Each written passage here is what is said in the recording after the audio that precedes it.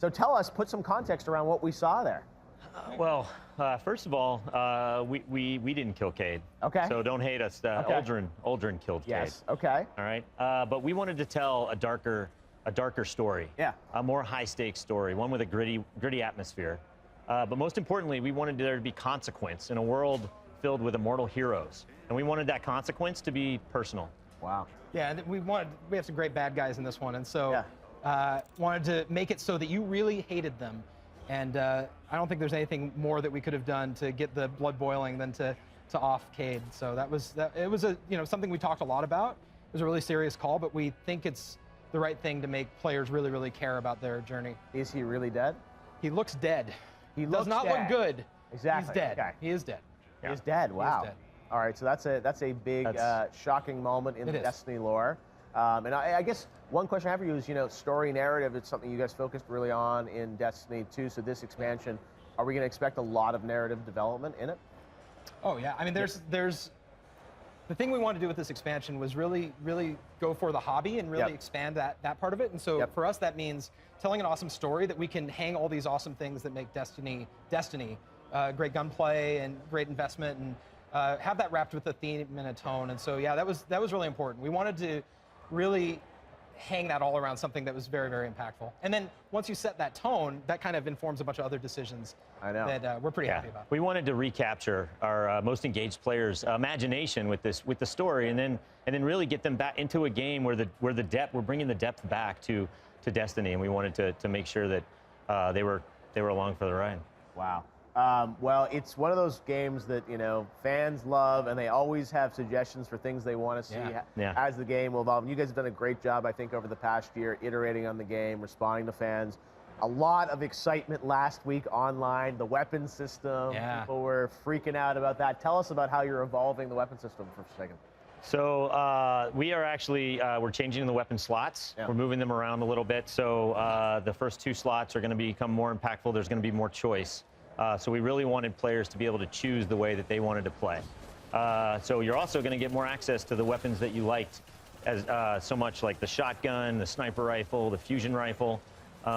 So like I think we said in the Vidoc, you're going to get to play, you can play like Destiny 1, you can play Destiny 2, or you can run 3 shotguns, like if you want. There's a theme that you're hopefully hearing and seeing from us, which is that we want players to be able to engage with Destiny like however they want. Like, what do you want to do? How do you want to play? We're going to have new activities like Gambit, which we're having on the floor here. And then we have all the weapons changes we're doing. We're adding random rolls back to the weapons. We have the weapon slots changes, new mods. Yeah, it's all those things kind of wrapped together. Wow. Well, a lot of excitement around what you guys are doing with this one. Let's also talk about kind of raids, endgame. I mean, everyone wants to know about how you're gonna challenge us again. You want to know about the raid? I don't know if that's gonna. Those people are very strong. When have we ever talked about the raid at a time? They will hurt me. I look like a weak, whatever this is, and so they will. Yeah, I don't want. They're watching this. We're ready for a challenge. They're watching this. Ready. I'm not doing. So tell us though about the challenge endgame. Like how are you approaching that this time? So, well, first of all, the challenge is going to be there. In fact, we're putting the challenge in front of you earlier and more often. Okay. Because we think that's what drives players to want to get better, to want to get more powerful.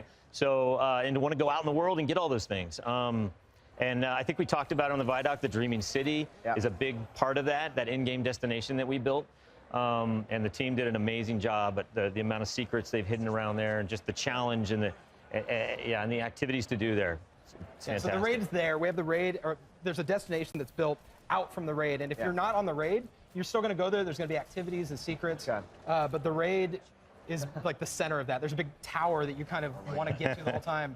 And it's tied into the story. So we're doing it where it's not like you just fight a bigger version of the bad guy, but it pulls the whole theme together and really delivers on that satisfying conclusion. Amazing. Well, we can't wait to see what you guys have in store for us. Here at E3, are people going to get to play anything? What are you guys showing? They might get to play something. Right, what is it? I think you know. He's pretending I don't know why I'm pretending that I don't know. You've seen it already. Gambit is our brand new activity in the Forsaken, and it's we are super excited about showing it off. It takes all the best parts of Destiny, fighting against combatants, fighting against guardians, giant bosses, and kind of smashes them together in a really new, innovative way to play that we think only Destiny can really do. Yeah, it's definitely putting all the things together that Bungie's done throughout its existence, and killing Guardians and fighting other combatants and like mashing it up in a blender. And it's a whole new activity. It's not just a Crucible mode. It's featured on the director, front and center, as a whole new thing to do in Destiny. A new activity. The most impactful thing we've done since Destiny 1. Easily. Wow. Yeah. Well, it's great to see you guys continue to evolve the experience. And you said it's a devoted fan base, but I know you guys are just as devoted to giving the fans what they want. And it's like you got a great reaction last week. Excited to have it at E3 and excited to play it.